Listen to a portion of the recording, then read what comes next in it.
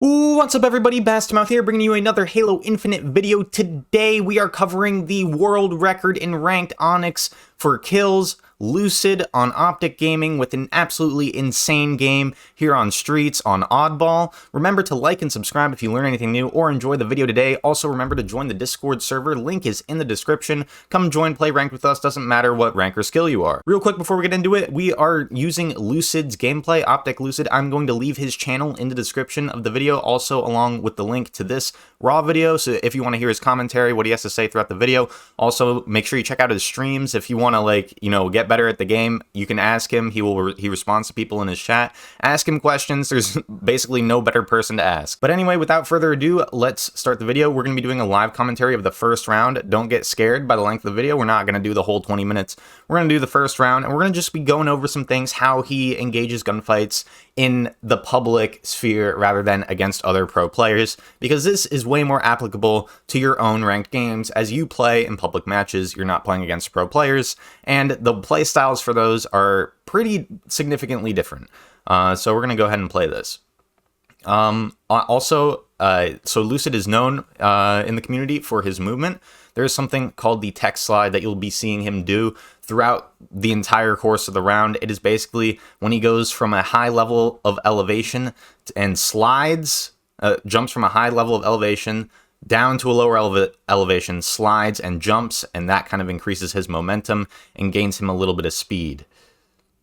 But anyway, right off the bat, notice how he grabbed the Bulldog. You will see him throughout the match. He's constantly grabbing every single weapon spawn, even the Disruptor, even guns that I don't even understand why he picks up. He's constantly picking up the different weapons, and this does a few things. It allows him to engage enemies in advantageous ways against the BR. Like he has the Bulldog. See, notice how he's taking all these close angles and making them push into him.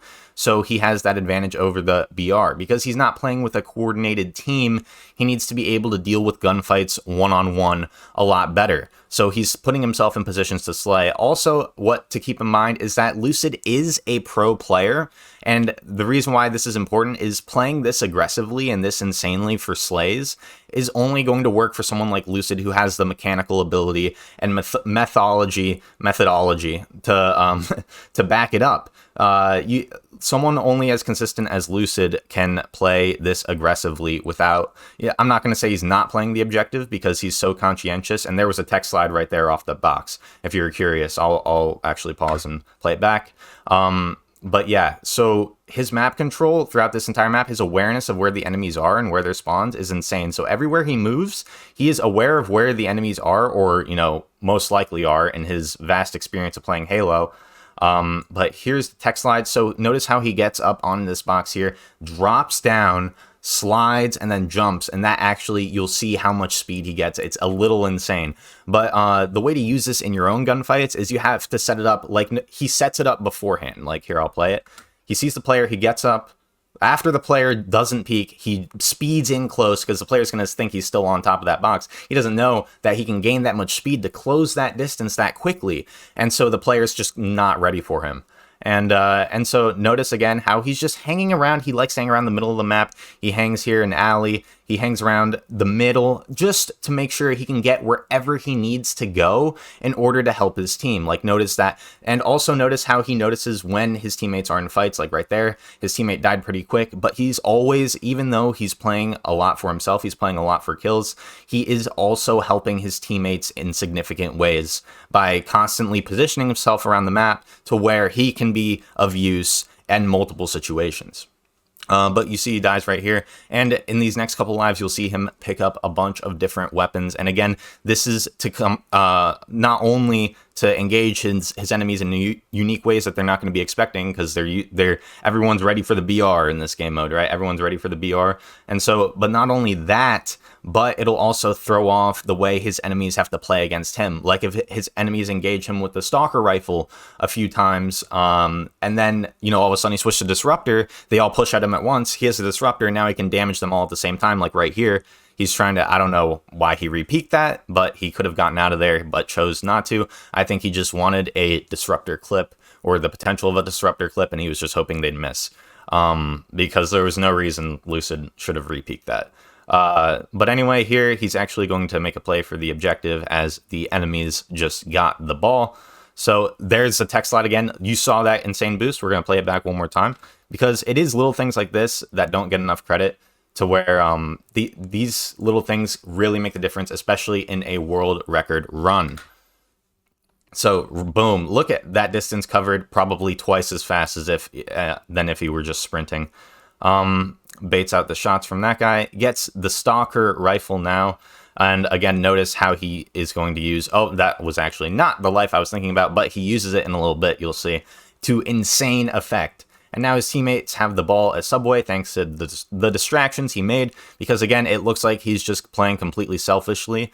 And again, it does kind of look that way, but because he's so good, because of his pure raw slay ability, it is, in a sense, more helpful to the objective than if he were just sitting on the ball, just because he is Lucid. So do not 100% mimic his aggression in game, because I'm not Lucid. I can't do, like right here, why is he using the disruptor? He's an insane man. That's something you could go ask him. Why does he use the disruptor? I don't know. I mean, I know it has area of effect damage where you can damage multiple enemies at once, but the shots to kill and fire rate are not that competitive the way I see the weapon. Again, Lucid is a professional Halo player, so I'm sure he knows something that I don't. Okay, so now here's what I'm talking about with the stalker rifle. Look at the ball play. How many times are you in a ranked match to where you have the ball by yourself and you just kind of sit there and the enemies come? I know that happens to me all the time and I just get pushed out and immediately killed. But notice how he throws the ball around to his teammates and gets the ball out of position of where the enemies are and to where his teammates need to be. So he grabs the disruptor again. He's making them play towards mid. He's going up towards B.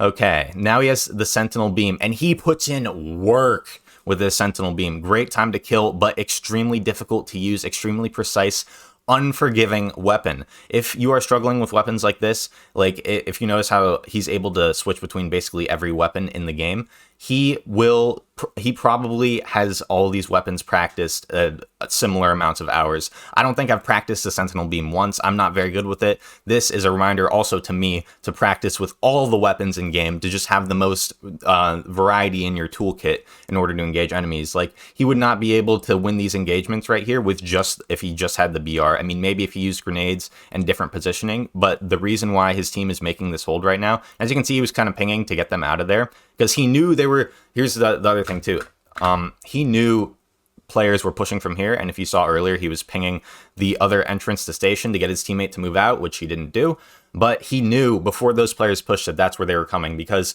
he's played the game so much that he knows, okay, this is probably where they're going to spawn, and this is where they're going to come from because it's the most direct line to where we are. So he tried to get his teammate to go out the back of station towards A in order to get the ball away from where he knew the enemy was going to be pushing him. And we're also going to talk a little bit more now. Oh, he's actually holding the objective here, which is very good to see. And he throws it back to his teammates because station has just it's too long. He knows that their time there is limited, and he gets pushed out by the Bulldog. Just probably like he thought. He did not want to be in there that long, but because he is playing with randoms, you have to play with the cards you're dealt sometimes. And you'll see he communicates a little bit, but he communicates a lot more with chat, which is fine. He is, again, Lucid. He is, doing more than his fair share of work for the team. And also, we're going to get into like how he engages these gunfights, right? On an online game, you have Peeker's Advantage, and I'm going to make a whole more in-depth video about Peeker's Advantage. That's going to come out tomorrow and the next day. And Peeker's Advantage is essentially the time it takes for the actions on your computer to actually be registered by the server. So sometimes when you go around a corner, sometimes when you go around the corner and you thought you were behind it, but you still get killed and you still get shot in the back, even though you thought on your screen you were behind that corner. That's because of Peeker, that wouldn't be called Peeker's Advantage, but the same concept, because you were around the corner on your screen, that doesn't mean that the server knew you were around that corner. And whatever happens in reality is what happens on the server. And we'll go into a little bit of the second round here so we can talk just a little bit about Peeker's Advantage.